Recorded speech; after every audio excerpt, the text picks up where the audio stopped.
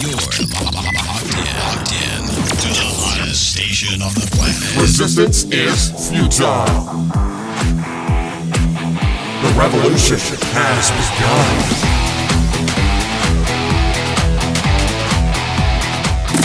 You're listening to Rebelpreneur Radio, helping you break the rules and build the business you need for the life you want. And now, broadcasting his pirate signal from somewhere beyond the status quo, here's your host, best-selling author, marketing and media strategist, Ralph Brogden. Hello and welcome to Rebelpreneur Radio. It's the show that helps you build the business you need so you can live the life you want. I'm Ralph Brogden. The topics of mentoring, leadership, coaching, and communication, these are in the forefront of thought leadership today. Everywhere you look, people are crying out for leadership. As my mentor, Jay Abraham, has said, people are silently begging to be led. And for all of that, there is a real dearth, a real lack of genuine, authentic servant leadership in the world today. But we need mentors, we need leaders, we need coaches to hold us accountable and help us to create the results that we want to create. And it all comes down to how we interact and how we relate to one another. Communication is a big part of that. That's why I'm in the communication business. Well, today's expert is really adept at tying these aspects of life and business together: mentoring, leadership, coaching, and communication. I'm really pleased to have Dondi Scumaci with us today. She is an international performance consultant and author. She's an expert in leadership, coaching, and professional development.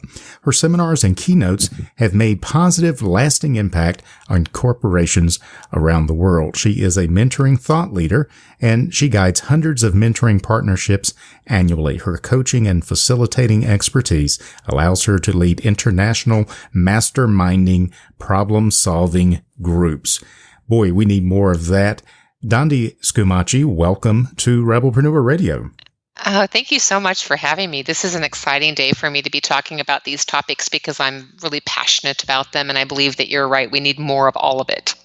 It seems like everyone is calling themselves leaders these days, but there's a big difference between calling yourself something and actually doing it. You are on the cutting edge of thought leadership and mentoring, actually solving real problems with your international masterminding and problem-solving groups. I think that's fantastic. I want to know more about what got you interested in this and what is your background?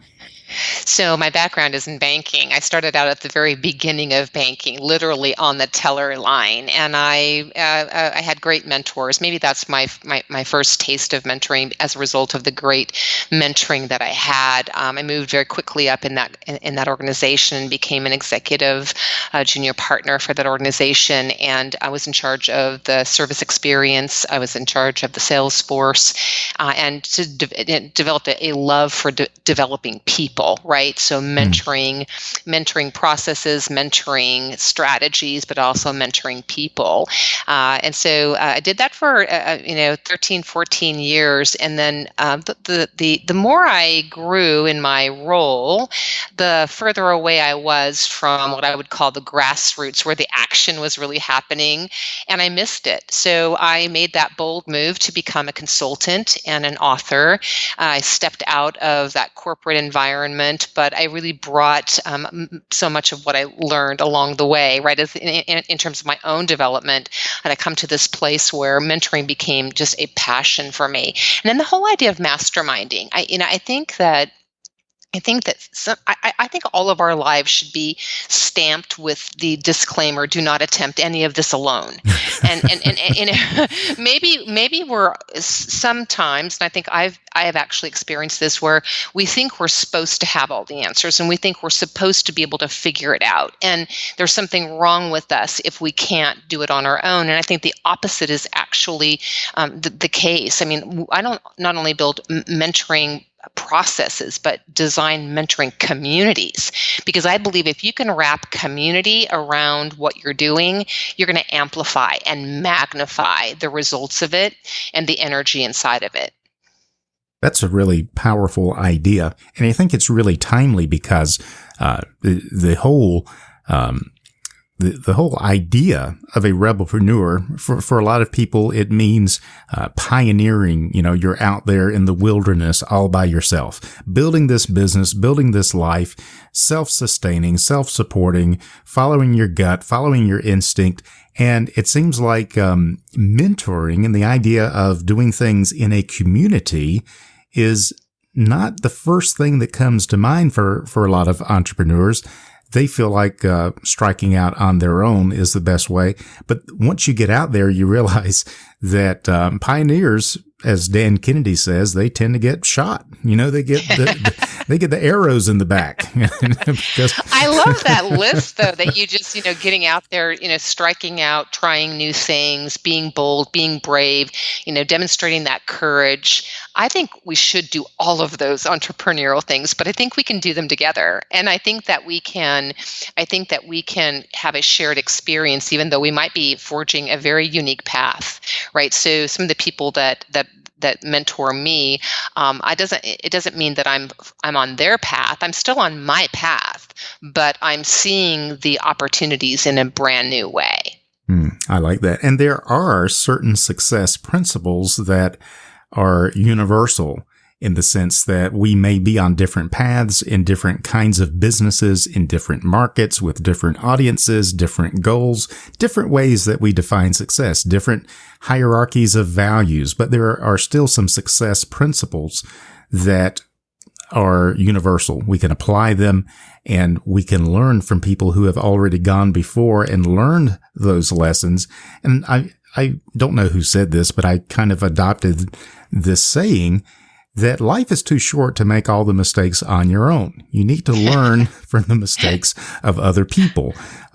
So that's I think the idea behind mentoring. They can see things that we can't see about ourselves. And so I really see the value and more of rebelpreneurs, solopreneurs, not to go it alone, not to be the pioneer mentality, in the sense that we can all get to where we want to go a lot faster and with a lot less stress if we will do it in the context of a community. And that's what you're doing with masterminding, problem-solving groups. Tell us a little bit more about how that works. How do you do that, and who participates in these groups? So these groups can be from 8 to 12 people. They can be a smaller pod, maybe 4 to 6 people. And organizations will ask me to come in and they will throw out a topic. Maybe there's a challenging issue. Maybe there's an emerging strategy. Maybe there's a market that they're trying to break into. And what they believe is that if we can get some minds collaborating around this, right? If we can get people involved in the creation of something and really digging into the problem or digging into the opportunity, then we can create something that's really valuable. And at the same time, you've got people who are networking across the borders and the boundaries of the organization. You've got people who are learning new disciplines. You've got people with different and very diverse skill sets, backgrounds, generations. So there's all that cross learning that's happening as we gather our heads around one tricky question, right? Or one really cool opportunity. How could we? Asking those bigger, better questions. And then how it works is that once we have our topic, something that's relevant, something that's going to drive real value, so it's not just an academic exercise, right? There's a process that we go through. We explore the issue. We brainstorm and use critical thinking skills to try to figure out what are some of the options. We devise a strategy. We build a business case for that strategy. And then we go into what is very much like a Shark Tank, right? And we present our strategy prepared for the questions that we would receive. And then in most of the organizations that I work with on this, you have succeeded if your idea is funded, right? So there's a lot of pressure. There's a lot of pressure around actually creating something that's going to have a return. And but just what they become in the process of that is just astonishing to me. How they find ways to bring their strengths to it, and how there's this giving and receiving, right? They're encouraged to bring a contribution, and they're also encouraged to pull something out of it. So one of the, I think, unique ways that we approach it is that in addition to the topic or the issue that we're solving for, what is one thing you want to learn from this process? What's one way you want to grow? So that we also, and what I often say to the groups is, I'm really interested in what you do to this topic. I'm very interested. I'm more interested in what this topic is going to do to you. How it's going to ask you to grow, how it's going to change your perspective, how it's going to challenge some of your assumptions, and how it's going to require or encourage, invite you to build partnerships across the borders and the boundaries of even the industry. Very fascinating. And I can really see how it's important to build those bridges of relationship, and communication has got to be the key. My background is strategic communication, so I'm usually thinking in terms of a mass audience, but regardless, to be able to communicate back and forth in that environment, and then to come out of that environment and have something tangible, to have an actual deliverable, and to quantify that solution with a dollar figure. You get the funding or you don't. Regardless of how great you think the idea is, you got to be able to convince someone to fund that idea, kind of like applying for grants and for scholarships. You're asking people to invest in your solution, and they either do or they don't. That's a real acid test for what you're creating there, isn't it? It absolutely is. There's a lot of pressure around that, but they're also challenged to tell speaking of the strategic communications, they're challenged to tell the story in a fresh way.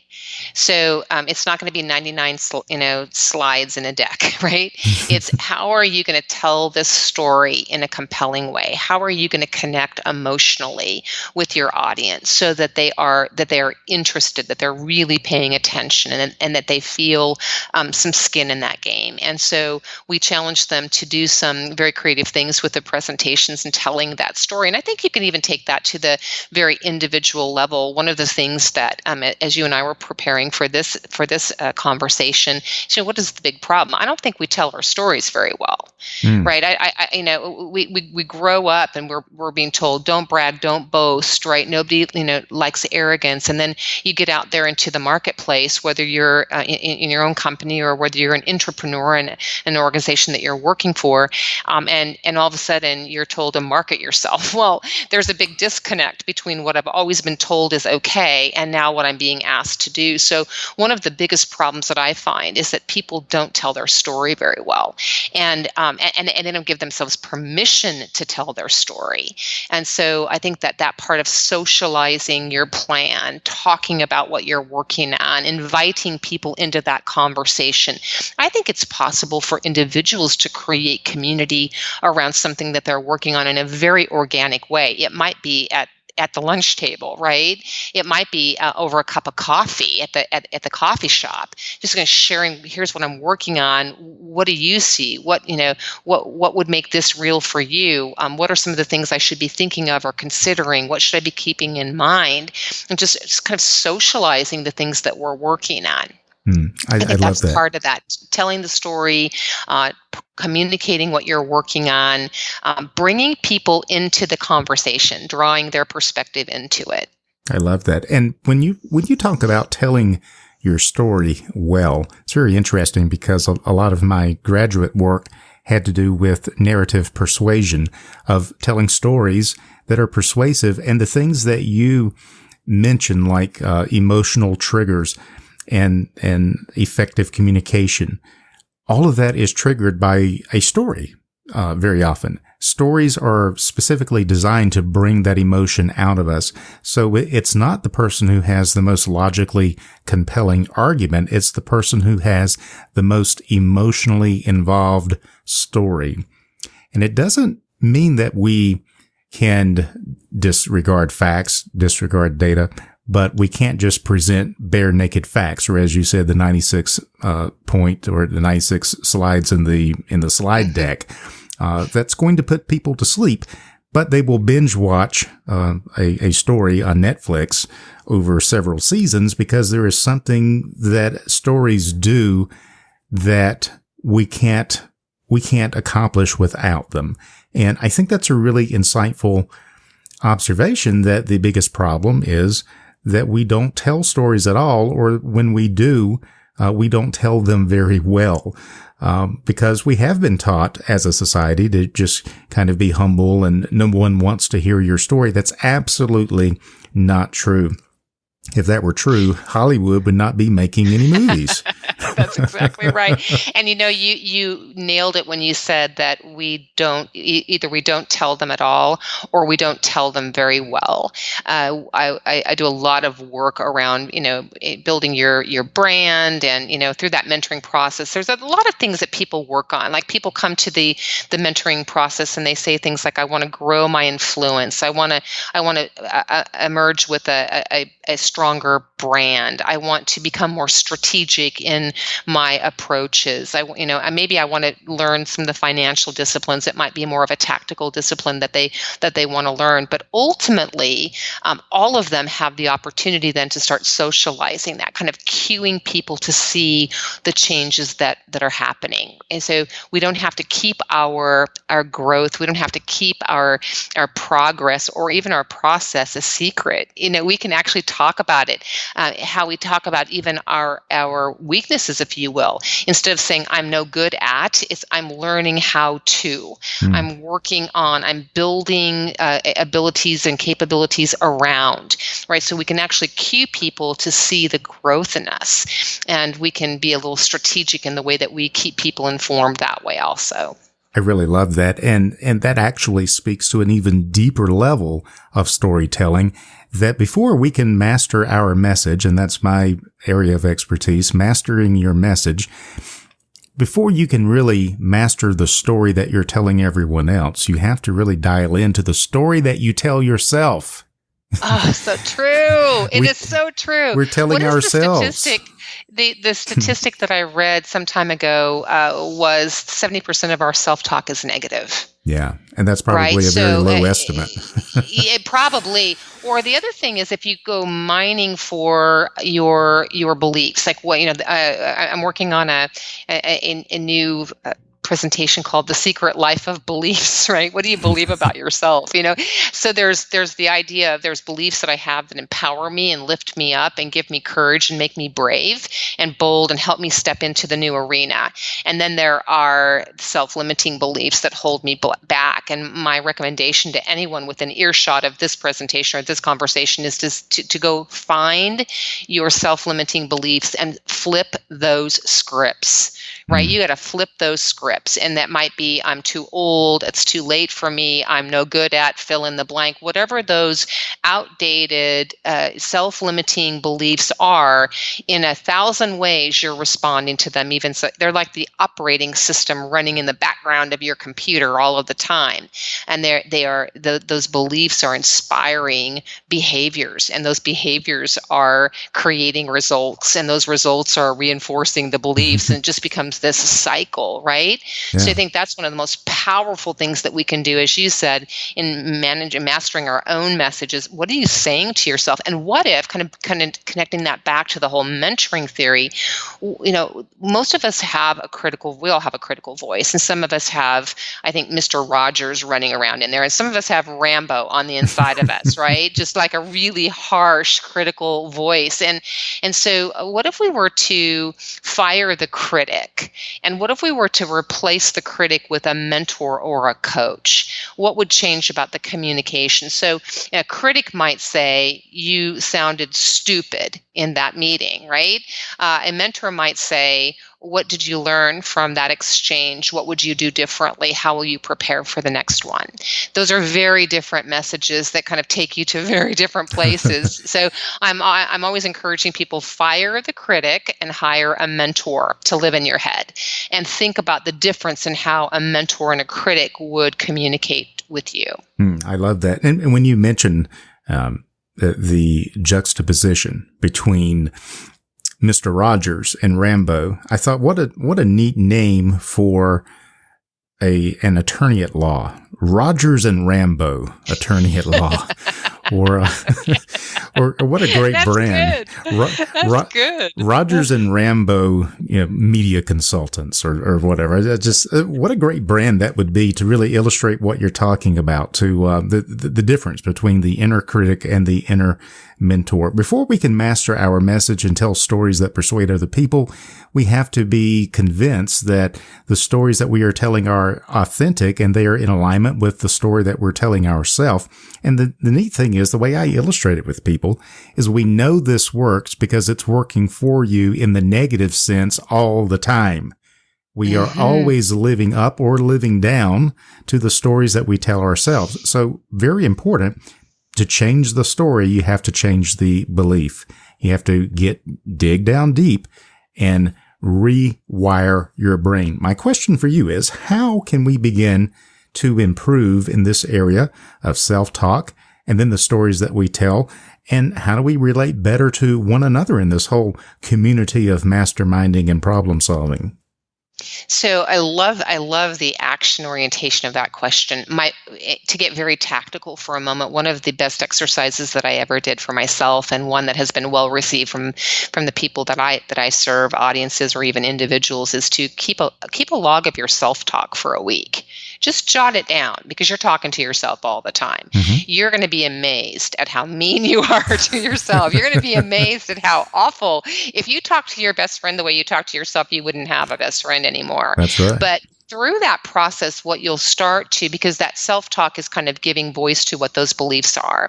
And some of you're kind of mining for those. And I did that for about a week, and I just started to pay attention to, and I found some empowering beliefs as well. Things like I can do anything I set my mind to. But I also found some beliefs that were holding me back. And then the next step is just not to identify it, but you have to do something about that, right? You have to flip that script. So one of my examples was I actually located a belief inside of me, and I think many people will be able to relate to this. It's very important for people to like you. It's very important for people to like you. I had the approval seeking gene in my body, right? If you didn't like me, then it meant that I was failing somehow.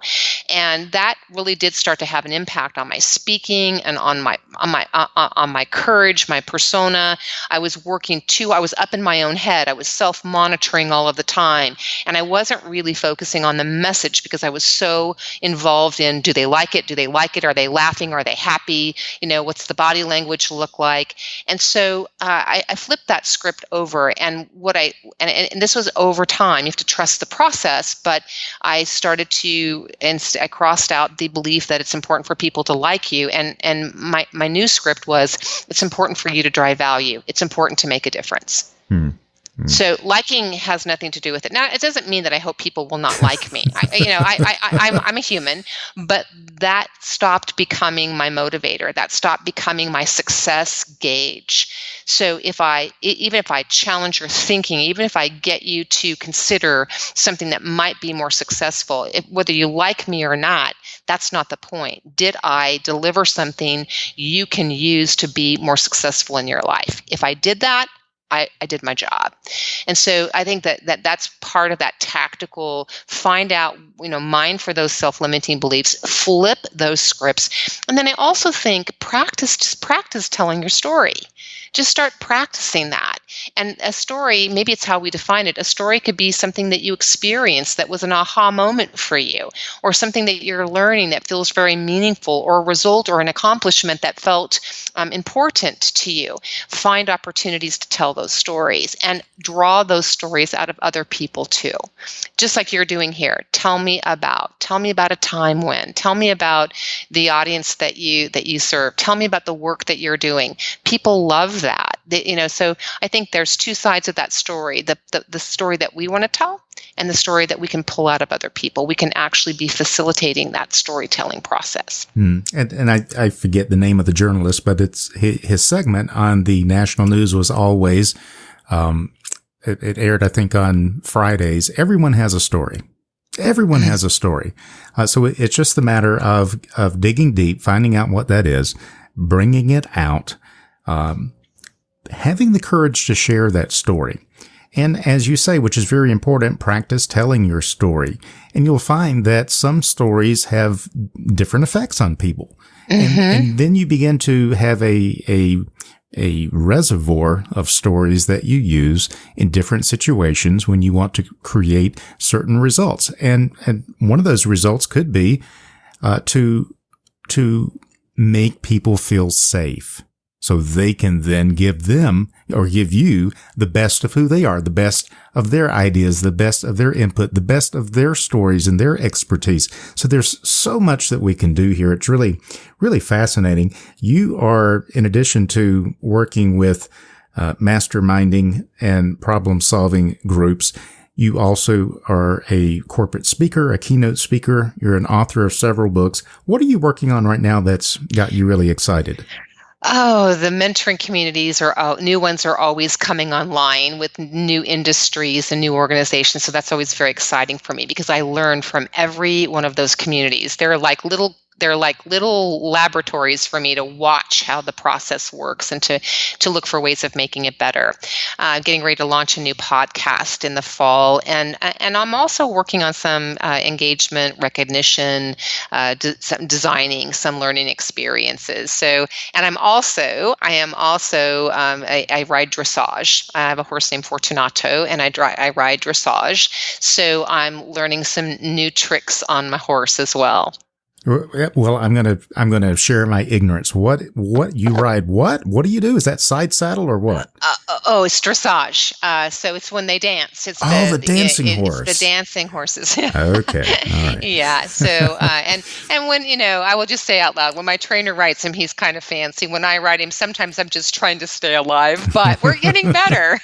And so that's something that excites me, and I learned so much from that. I think one of the things that I have learned that has just made has connected with my work is that he would drop his shoulder, he would slip his hip over, he was kind of naughty and he was gaming me all of the time.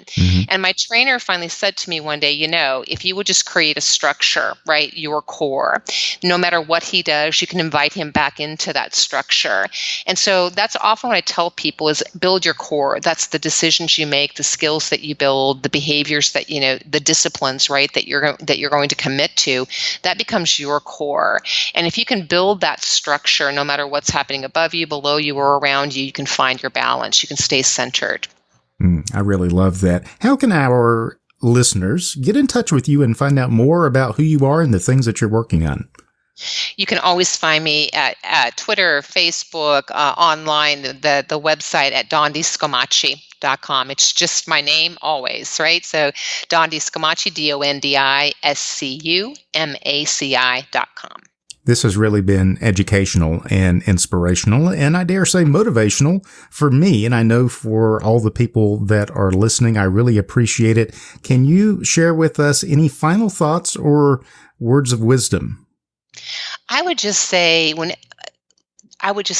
in terms of hopefully an inspiring final thought, a lot of us are looking for opportunities, right? We want opportunity. And what I'm learning is that you don't have to worry about opportunity. Opportunity chases value, right? So if you just focus on driving more value, becoming more valuable, creating more value, opportunity is starting her car. Excellent. She will overtake you. Yep. That's a neat way to think about it. And so very true. Dondi Scumaci is an international performance consultant and author. She's an expert in leadership, coaching, and professional development. Her seminars and keynotes have made positive, lasting impact on corporations around the world. You can find out more at dondiscumaci.com. We will have that link on the Rebelpreneur website as well. Dondi, it's been a real pleasure to get to know you. Thank you so much for being on the show today. I really appreciate it. Thank you for having me. What a wonderful conversation. I loved it. You've been listening to Rebelpreneur Radio with Ralph Brogden. Download the show notes and much more at rebelpreneur.com.